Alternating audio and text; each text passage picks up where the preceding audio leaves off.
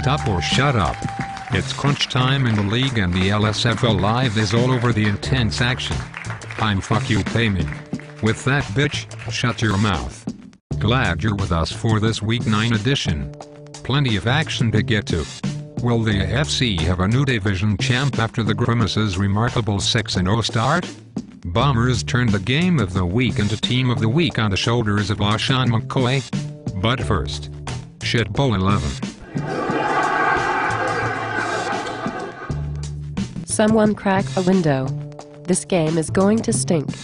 Not since 2005, Hippos vs. Peckers, has the league seen such a matchup of pure crap. Predators and Big Timers continue the NFC East tradition of underachieving as they go head-to-head in a division game that might as well not even be played. Big Timers' rookie season has been littered with controversy. Predators destroyed by injury. Both teams play for pride of not being the worst. Predators have suffered from bad luck, more than anything. Lack of preparation may also have contributed to Tony Martinez's performance in 2011. If it's a matter of access to online resources, then we suggest that Tony correct that problem before next season. It has obviously affected his ability to make roster adjustments week to week. What do you think is the Big Timers' main struggle? Hard to say. It would appear that Paul is not very involved. But if you look closer, it's more of an inexperience problem than an activity. Paul looks like he would rather take a chance on keeping what he would consider to be talent than to replace them with players that can perform now, rather than later. He is too committed to his fantasy players and there should be no loyalty to anyone that doesn't perform. We will take Philip's word that he is committed. But if this is his idea of playing at the highest level, then he should still reconsider if he is strong enough to compete with the big boys. If he falls to 1-7, the clock might be ticking.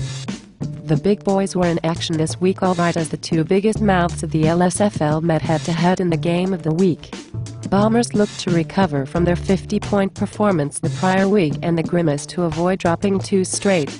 Grimace took a blow before the game even started as their bye-week fill-in. Alphonso Smith lost his expected start to the Bombers' Beanie Wells, who is questionable going into the matchup. Wells gave the Bombers a 14-point effort and Smith gave the Grimace a goose egg. It later proved to be insignificant as the Bombers put up 124 points, mostly provided by McCoy. 31 points in Bills' defense. 35 points.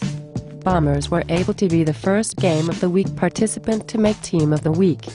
We aren't sure, but I am sure Statboy will check on it.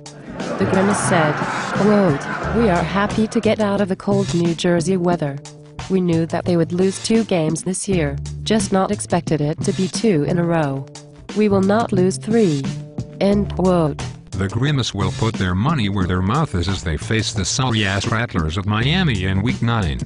Rattlers were destroyed by the Peckers in Week 8, 123-67.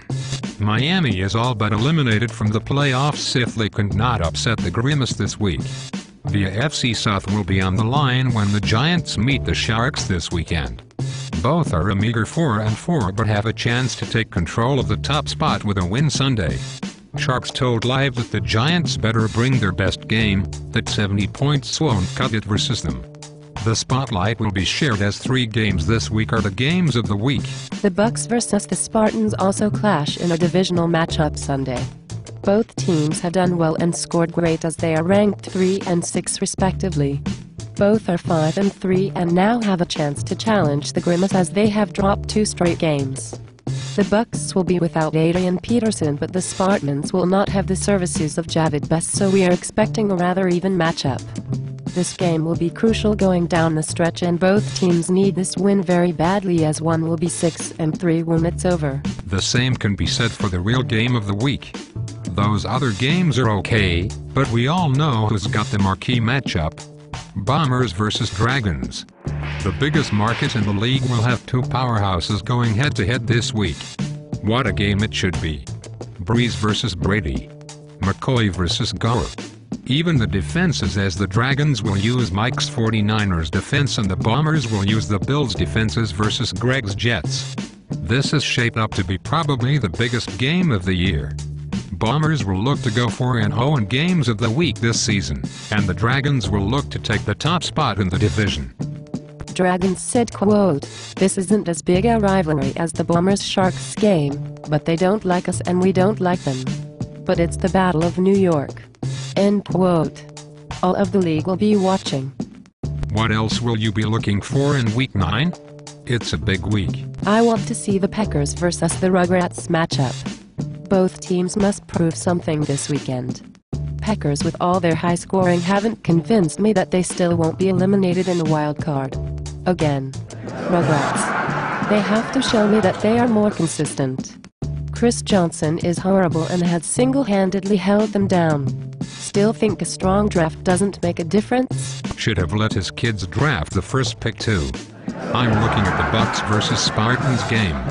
A win could be the catapult of confidence that the franchises will need to make a name for themselves as a true competitor in that division, rather than a contest of who looks better in an extra medium t-shirt. Okay, so we have the Pretty Boy Power Bowl. We have a shit bowl. Fantastic matchups anywhere you look. Final thoughts? The league took a poll on whether owners would approve a $40 league fee increase to purchase a real championship belt. What do you think? I think owners would rather have a bigger payout. It's all about the Benjamins, baby. The big-timers started Cowboys defense versus the Eagles instead of Titans defense versus the Colts. Why? They still reserve the right to suck if they want to. Why do the Rattlers continue to struggle? The Andre Johnson injury has totally destroyed the Rattlers' team chemistry, which was built more on his wide receivers.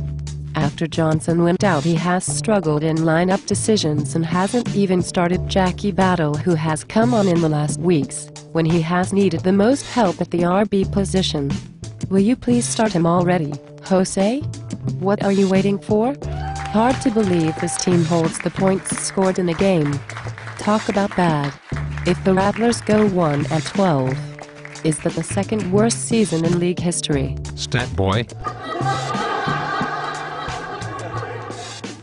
LSFL Live is in the books for Week 9. I'm that bitch, shut your mouth for fuck you pay me saying. Kenny. You can do it like me. Kenny. You can do it like me. Kenny. You can do it like me. Tell me how my ass tastes. Walk through New Jersey. Tell Fred I said hi. Come through the Bronx, leave with the black eye. Forget a nursery rhyme, I'll lead the pack, win all the way here. We send your ass back. With 2 L's on your record, thought you would win. For that kind of result, play Freddy again. Yeah, this fantasy, but this is a real freestyle. Win a championship? It's gonna be a while. Because we're next in line. So get out of the throne. Because division titles is all you will own.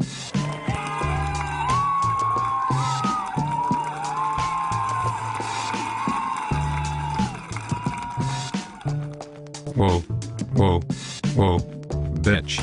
Why you going so hard at Kenny now? Because Cooper is boring already. He's not worth the time and effort, with his bitch ass. See you next week, bitches.